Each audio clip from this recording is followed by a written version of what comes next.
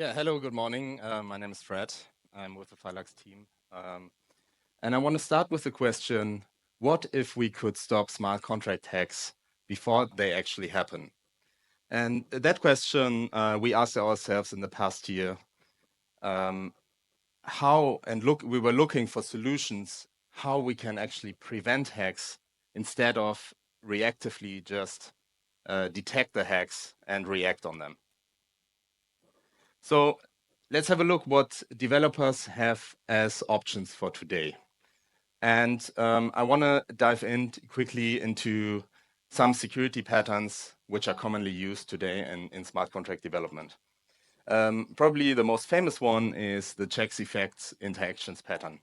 Here you do your require statements and your checks at the beginning of the function and make sure that the requirements are met that the function can actually be executed. You then do the effects and then only do the interactions with the rest of the chain. That helps for reentrancy problems, which has been a big problem in the past, but it only does like a pre-state validation and pre-input validation and no real after-the-fact check. So basically, in this pattern, there is no verification of like, did the function actually do what it was supposed to do? And is my contract in a valid state? There are some evolutions of these protocols, like a more modern one is called the FryPy pattern. I think this term was coined by Nascent. And here you extend the checks effects interactions pattern with a final verification of the state, checking protocol invariants. So basically, after the function has modified the state, is the final state, do the invariants still hold? This is more entity-centric and more proactive. So transactions would actually revert if the invariants do not hold anymore. However, also such patterns come with trade-offs. For one, it can become really gas intensive if a developer adds this security checks and this logic at every function execution. And that is a big problem. Also, it can become increasingly complex if you need to do internal accounting to actually verify the final state at the end. Furthermore, Solidity and EVM gives you limitations of what you can actually check and what you can access in the state.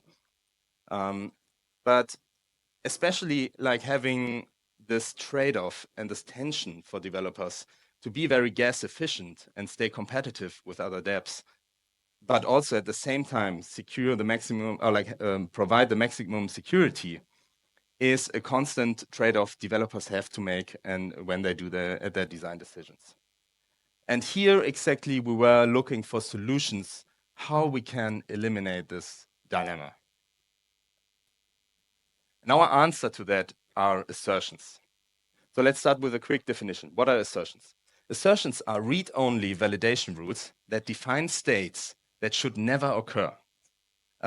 So actually, it's much like this verification of the final state at the end of the transaction, which are most of the time, in 99% of the cases, read-only, because we only read the state. That is very important. And it actually allows the dev to define what he would say is a hack on his protocol. So it's a definition of states which are invalid. This is not part of the core business logic, so it's not part of the contract itself. It's defined somewhere else, but it should be written in Solidity or really any smart contract language to make it very frictionless for the developer to define these security checks. It should have a distinct outcome, much like a require, a pass, or revert. And you can really understand this as an extension of transaction validation rules. So networks define some transaction validation rules, like the correct nonce or something like that, insufficient or like that there are sufficient funds on the user's account. And this is like an extension which can be defined by the dApp itself or by the contracts itself for every contract which was touched in that transaction. So if they are not executed in the core business logic, where are they executed? And here we have defined our own modified EVM. So they do not run in the main thread of the network, they run aside. And that gives us a couple of benefits. So for one, as I just mentioned, assertions are read-only execution traces. So that means they're completely independent from each other, and they can be executed in parallel. That gives us a lot more room for gas, and in terms of hint for gas efficiency, we don't need to execute them sequentially. They run on the state after the transaction was executed, so they have access to the chain state. And while we have our own modified EVM, we can actually extend the capabilities and allow the dev doing things through precompiles, which you cannot do in the normal EVM execution. So this is like really goes into inspection of call traces or something like that. So it can be seen like as a network extension. So we have the network has its normal main thread, and they run alongside. So how would that look like in an integrated manner? So the main thread executes the transactions as normal and validates the transactions as normal. And then each of the contracts which was touched inside of the transaction can trigger additional security checks, assertions. And they get scheduled in a coprocessor, which runs basically in parallel to the main thread. These assertions are these additional transaction validation rules, which then can either pass or revert. And then if they revert, they actually render the transaction invalid. How this is going to be enforced, I'm not going to go into detail now, so we can just assume it's going to be enforced either during the block building process or at the fork choice rule. But there's a call later today from my colleague Odysseus, who will exactly dive into that topic. Yeah, so by creating this new block space, which is massively parallelizable, we allow the developer to eliminate this dilemma and have like a gas-efficient core business logic, but also have a lot of room for additional security checks which run in parallel. With well-defined triggers, the dev has fine-grained control of what should be executed. And through the extended capabilities, we can actually do things, or the dev can do things which it cannot do in the normal EVM.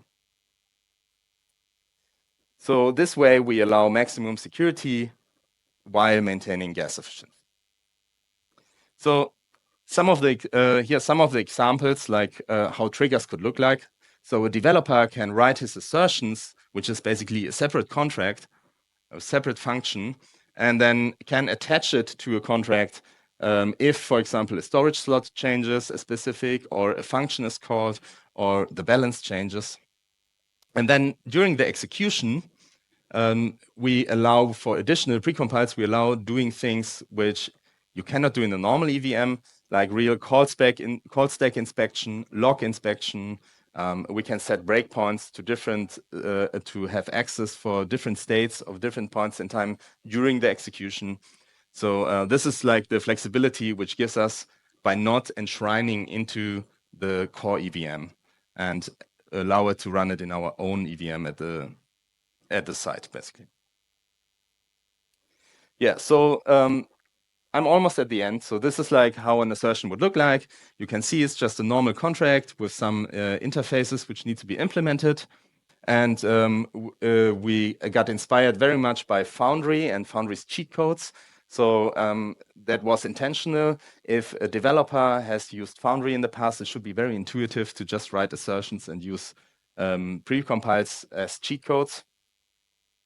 Yeah, and if you want to secure your DApp and are interested in this topic, please talk to us. The whole team, or like almost the whole team, is here. And yeah, as I mentioned, there's a talk later today about how to enshrine and enforce these assertions. I highly recommend it. Check it out, 5:30 by my colleague Odysseus. Thank you very much, and have a great day.